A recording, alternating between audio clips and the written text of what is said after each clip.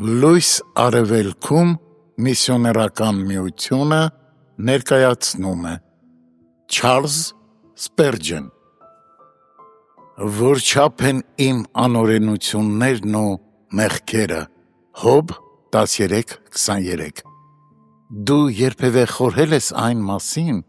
թե որքան մեծ է Աստծո ժողովրդի մեղքը Մտածիր քո անձնական հանցանքի մասին և կհայտնաբերես, որ ոչ միայն քո մեղքերն են կուտակվելով սարեր դառնում, այլ քո անօրենություններն էլ դիզվում են իրար վրա, ինչպես հին առասպելներում նկարագրված հսկաներն էին սարերը կիտում մեկը մյուսի վրա։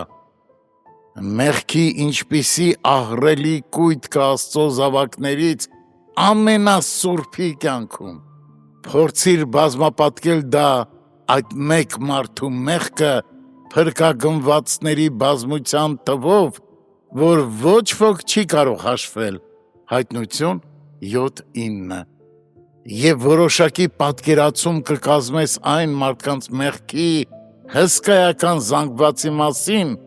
որոնց համար Հիսուսը թափեց իր արյունը։ Սակայն մենք ավելի ճշգրիտ պատկերացում կկազմենք մեղքի մեծության մասին, խորհելով դրա համար ապահովված դեղամիջոցի մասին։ Դա Հիսուս Քրիստոսի, Աստծո սիրելի և միածին որդու արյունն է։ Մտածեք միայն Աստծո որդու։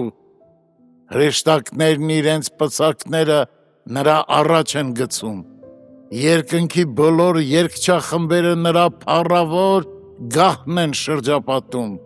Նա Աստված է օրհնյալ ամենի վրա հավիտյանս, ամեն, Հռոմեացիս 9:5 Եվ այնուամենայնիվ, նա ծառայի կերպարանք առավ, խարազանվեց, խոցվեց, ծեծվեց և վերջում մորթվեց, քանզի ոչինչ բացի Աստծո մարմին հագած որդու արյունից չէր կարող քավել մեր հանցանքները։ Մարդկային ոչ մի միտք չի կարող համապատասխան պատշաճությամբ գնահատել աստվածային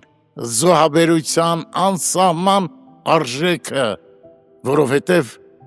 որքան էլ մեծ լինի մեղքը, քավությունը, որ լուծում է դրա հարցը, անհամեմատ ավելի մեծ է, այնպես որ ով հավատացյալ,